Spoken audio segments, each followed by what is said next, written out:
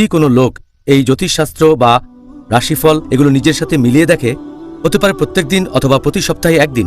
জ্যোতিষশাস্ত্র আর ভাগ্য গণনা এই সম্পর্কে যদি বলতে হয়, এখন এটা বেশ কমন পুরো পৃথিবীতে। আপনি পেপারটা খুললে দেখতে পাবেন বিভিন্ন নক্ষত্রের অবস্থান, মকর রাশি বা তুলা রাশি, এরকম রাশিচক্র, আর অনেক মানুষই এগুলো বিশ্বাস করে। যদি কেউ এইসব নক্ষত্রের অবস্থান, রাশিচক্র আর জ্যোতিষশাস্ত্রে বিশ্বাস করে, তাহলে সেটা হবে শিরক করা, তাকে বলা হবে মুশরিক। যদি কেউ মজা পাওয়ার জন্য পড়ে, অনেকে এরকম পত্রিকা উল্টাতে উল্টাতে রাশিচক্রের পাতাটা পড়ে ফেললো, তাহলে এটাও একটা পাপ।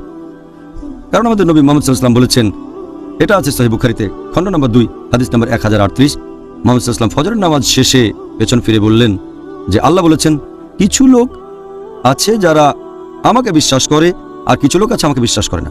যারা বিশ্বাস করে বৃষ্টি হয়েছে, এটা আল্লাহ সুবহানাহু ওয়া তাআলার কারণে, তারা আমাকে বিশ্বাস করে, গ্রহ নক্ষত্রে বিশ্বাস করে না। আর যারা বিশ্বাস করে বৃষ্টি হয়েছে নক্ষত্রের কারণে, তারা গ্রহ নক্ষত্রে বিশ্বাস করে, আমাকে বিশ্বাস করে না।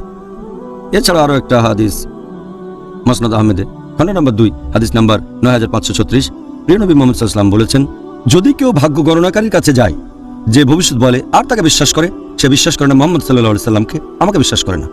আরেকটা হাদিস আছে সহিহ মুসলিমে, খণ্ড নম্বর 4, হাদিস নাম্বার 5540, প্রিয় নবী মুহাম্মদ সাল্লাল্লাহু আলাইহি ওয়াসাল্লাম বলেছেন, যদি কেউ কোনো গণকের কাছে যায় আর যদি তাকে বিশ্বাস করে, তার দোয়া কবুল করা হবে না 40 রাত।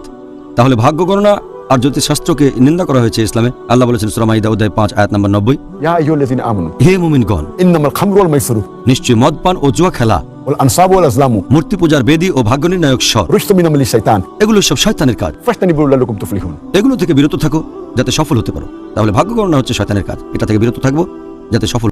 ধন্যবাদ সবাইকে ভিডিওটা দেখার জন্য। দেখা হবে ইনশাল্লাহ নেক্সট কোনো ভিডিওতে ভালো কোনো টপিক নিয়ে। তাই সকলেই সুস্থ থাকেন, ভালো থাকেন। ধন্যবাদ সবাইকে।